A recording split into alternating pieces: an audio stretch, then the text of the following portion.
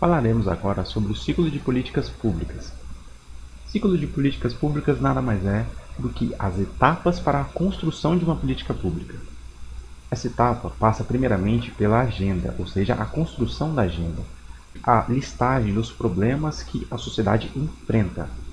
Devemos entender que neste momento, para a seleção daquilo que vai compor a agenda, primeiro você tem que definir o tipo, ou seja, os tipos de política. O Estado ele enxerga de duas formas. Ele vai enxergar o tipo de política e o tipo formal, ou seja, a agenda política é aquilo que o Estado enxerga que ele precisa resolver. É algo sistêmico, ou seja, abrangente, que envolve as diversas interações e trocas entre a sociedade e o Estado, entre o que acontece nos noticiários, entre as demandas populares e assim por diante. Temos aqui então uma relação entre a comunidade política, os deputados, os senadores, os próprios servidores, aqueles que fazem parte da política, e também da sociedade civil, da sociedade através das organizações não governamentais, e assim por diante. Mas, não necessariamente essas políticas entrarão na agenda, mas a agenda dita formal, ou seja, aquela que foi oficializada, traz aquilo que o Estado decidiu resolver naquele momento, através das barganhas, das comparações e da decisão e da escolha do Estado sobre o que ele vai adotar naquela agenda, considerando que o Estado não consegue abranger todos os problemas na agenda pública, e sim apenas alguns tópicos. Então, aqui temos a parte institucional, ou seja, é formalizada e é a própria decisão do governo e a definição daquilo que ele vai planejar e daquilo que ele vai adotar para solucionar um problema público. Algumas condições devem ser observadas, como a atenção, a resolutividade e a competência, considerando que a resolutividade nada mais é do que a necessidade de ação. O Estado também deve ter uma atenção sobre os requisitos básicos para a adoção desta política pública ou problema público a ser enfrentado. E também devemos entender a competência. O Estado deve ser capaz de resolver esse problema. Não pode ser um problema impossível de resolver.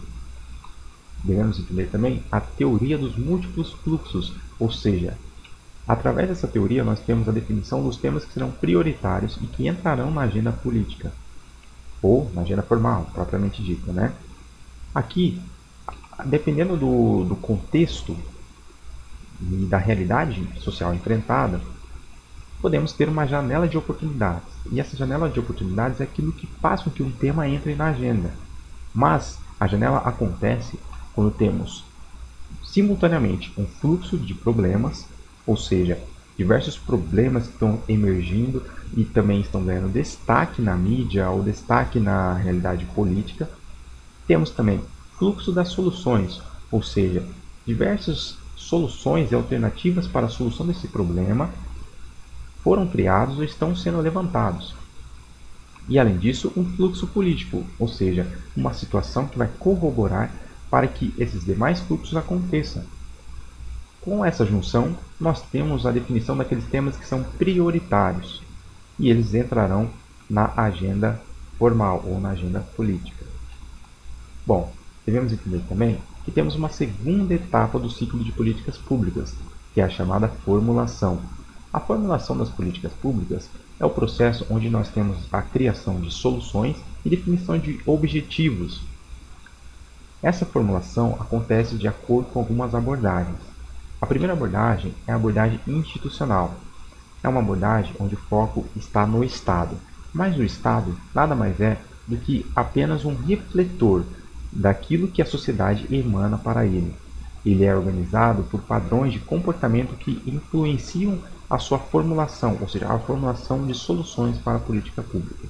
Então, temos aqui uma situação onde o Estado ele apenas recebe aquelas demandas sociais e, a partir disso, ele define a política e formula a solução. Mas, na nova visão, a visão neo-institucionalista, nós temos o foco nas ações. Aqui, o Estado ele também pauta o comportamento dos atores sociais e busca construir significados, ou seja, o Estado também possui o seu dever e também atua de forma intencional na construção de soluções para um determinado problema. Então, Aqui podemos ter, por exemplo, uma situação onde temos problemas de saúde, educação. Neste contexto, o Estado não espera a demanda externa, mas ele também assume a responsabilidade, independente do governante que estiver ali lotado, assume essa responsabilidade de construir essa solução pública para o problema público a ser enfrentado. Temos também a abordagem processual, que nada mais é do que o processo político. O foco aqui está apenas nas barganhas, nas interações e foco nas atividades, no ciclo político, ou seja, de formulação de leis, os debates políticos e assim por diante. Mas temos também o foco nos grupos de interesse. Aqui, a abordagem adota e entende que os grupos de interesse têm um processo fundamental na formulação e construção da política pública selecionada ou formulada. Temos aqui a articulação como a base deste processo. E temos dois grupos. Um grupo de interesse, que é um agrupamento de indivíduos com uma mesma intenção, uma atividade em comum. E também temos grupos de pressão, que são aqueles grupos que exercem uma força política através da mídia, ou sendo a própria mídia, e através de outros setores, seja setores agropecuários, comerciais, bancários, etc. Mas eles exercem uma pressão enorme para a construção dessa política. Mas também temos um modelo racional, onde o foco é estritamente nas metas, na eficácia, nos objetivos. Apenas temos aqui uma racionalidade das ações. Quando o formulador da política for preparar e planejar este processo, nós temos aqui o foco no que é melhor em relação a custo-benefício, e não em grupos de interesse, e não em outros pensamentos políticos. O foco é nas ações práticas.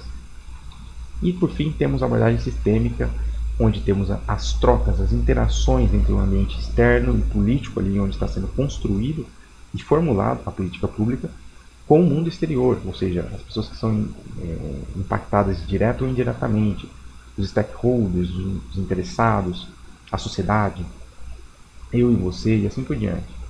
Aqui temos então um sistema político que ele é influenciado por forças sociais e busca atender essas necessidades. Então a formulação ela passa por essa influência externa. E temos aqui um processo de input, ou seja, a entrada, um processamento dessas ideias e uma saída, que é a própria formulação da política pública. Dando continuidade, temos a terceira etapa do ciclo, que é a etapa de decisão. É a tomada de decisão, ou seja, a escolha entre as inúmeras soluções e alternativas que foram elaboradas na fase de formulação. Aqui temos a definição dos modelos. Alguns modelos estão destacados aqui. Temos o modelo racional, onde parte do pressuposto que o tomador de decisão, aquele que vai escolher, ele tem conhecimento sobre todas as informações possíveis relacionadas a essas alternativas e ao problema público. Então, ele vai ter condições de tomar a decisão mais eficiente, ou seja, fazer da melhor forma possível, considerando todas as informações. Entretanto, sabemos que isso é impossível. É muito complicado ter um conhecimento amplo, ainda mais no que se refere a problemas sociais, a problemas públicos. Então, uma alternativa é um modelo incremental, que parte de uma alteração gradual e conservadora das políticas públicas, ou seja, as decisões tomadas não são decisões que fazem uma ruptura completa, e sim decisões que incrementam e apresentam melhorias contínuas para que a chance de erro seja minimizada e também tenha-se uma base sólida e conservada de uma estrutura de uma política pública. Temos também a Mixed Scanning, que é a sondagem mista, que mescla esses dois tipos. Aqui temos decisões que são incrementais, ou seja, operacionais, e também aquelas decisões estruturantes, que são estratégicas. Então, são decisões que buscam mexer no nível estratégico da política pública. Por fim, temos a Garbage Can, ou seja, a lata de lixo. São soluções que procuram problemas. Esse conceito de lata de lixo é da seguinte forma. Imagine que o Estado escreve num papel inúmeras soluções para um problema público, e não necessariamente ele está enfrentando naquele momento. Aí ele pega, junta toda essa papelada de soluções, amassa ali e joga na lata de lixo, e deixa lá. Quando surgir esse problema que ele tinha imaginado ou pensado, o Estado vai até essa lata de lixo, entre aspas, e retira de lá alguma solução que vai atender a este problema. Então, este é o conceito da Garbage Can, né? É elaborar diversas soluções e, na hora da decisão, observar aquela solução que já foi elaborada e criada que melhor se adeque a esta decisão, ou seja, a este problema a ser enfrentado. Dando continuidade, temos também a fase de implementação, que é a própria execução da política pública. É a parte onde nós temos os modelos top-down e bottom-up, ou seja, baixo-cima e cima-baixo. Isso aqui significa que nós temos o processo de execução dependente da forma como ele vai ser centralizado ou descentralizado. O top-down é mais descentralizado, né, mas ao mesmo tempo ele é mais conservador e centralizado. Por quê? Porque quem está no topo, ou seja, os agentes políticos, aqueles que são os políticos, os decisores, né, que elaboram as políticas públicas e tomam essas decisões, tem mais força para definir os rumos da execução da política. Então é um processo mais linear, onde quem está lá no escalão operacional apenas vai executar. Não importa se ele está identificando que ele tem um problema na política pública e ela precisa de uma mudança. Ele tem que ser obrigado a executar essa política. Não interfere nas decisões. Mas no modelo bottom-up, baixo-cima, nós temos os executores, ou seja, os burocratas, aqueles que estão fazendo a política pública. Por exemplo, numa situação onde temos ali a educação básica, uma educação no ensino médio. Os professores ali da rede estadual teriam, em tese, uma força para influenciar, inclusive tendo uma maior participação nas decisões sobre essa política pública, através de conselhos ali, de diretores e assim por diante, para influenciar o processo de execução. Temos, por fim, a quinta e última etapa do ciclo, que é a avaliação. Basicamente é um diagnóstico. Dentro desse diagnóstico podemos ter um monitoramento contínuo e também podemos ter alguns momentos. O momento ex-ante, ou seja, antes, é um processo anterior ao processo da execução. Lá na formulação da política pública, já pode-se fazer uma avaliação e identificar se aqueles rumos, aquelas soluções são ideais ou não, e fazer uma correção. Também temos o processo in itinere, isso, que é um processo durante a execução, você tem um processo de avaliação. Então, é na etapa de implementação. E também o ex-post, que é a parte final, ou seja, posterior. Já é uma avaliação que a gente pode chamar até de somativa, como vamos ver, né? Que é a análise da eficácia. A política atingiu o seu objetivo ou não? Então, essa é a avaliação feita na ex-post.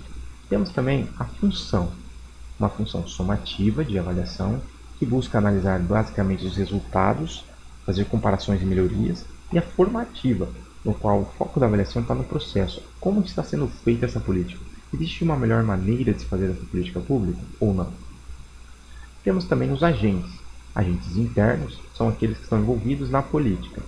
Agentes externos são aqueles que estão fora da instituição.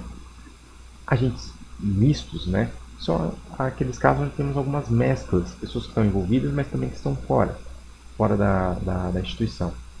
Temos stakeholders, empresas interessadas e assim por diante. E temos a sociedade. Ela é participativa. Pode exercer inclusive controle social, verificando se o Estado está cumprindo com o seu dever. Isso também envolve a maior transparência das políticas. Justamente a transparência é o que vai garantir essa participação social. Temos também o conteúdo, ou seja, a avaliação pode ter um conteúdo conceitual, onde a análise está sobre como está sendo feita essa política, um conteúdo processual, ou seja, como ela funciona, está relacionado às formas, e também os impactos, ou seja, foco nos resultados.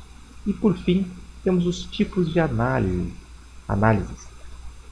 O primeiro tipo é o custo-benefício, análise de custo-benefício ou ACB. Nós temos aqui no seguinte caso, ela diz basicamente que os custos e os resultados eles podem ser transformados e medidos através de unidades monetárias, ou seja, através do dinheiro. Então, a análise de um custo-benefício parte do pressuposto que tudo aquilo que foi levantado, os gastos e o resultado da política, pode ser analisada em unidades monetárias, fazer comparações e assim tirar conclusões. Como, por exemplo, é mais aplicado em análises de políticas fiscais, políticas monetárias, que você tem dinheiro envolvido ali. Mas na custo-efetividade é um pouco diferente. Por quê? Porque apesar dos custos poderem ser medidos, serem medidos através de unidades monetárias, o resultado não. O resultado não pode ser medido em dinheiro. Aqui um exemplo são as políticas sociais, como, por exemplo, políticas relacionadas à segurança pública e criminalidade. Você pode até fazer um levantamento do efetivo e de toda a parte operacional das polícias e assim por diante, e transformar em unidades monetárias. Mas o resultado, a sensação de segurança, ela não é medida de forma quantitativa, e sim qualitativa. Então, esse foi um conceito aqui básico sobre as políticas públicas e as suas etapas. Espero que você tenha gostado e até o próximo vídeo.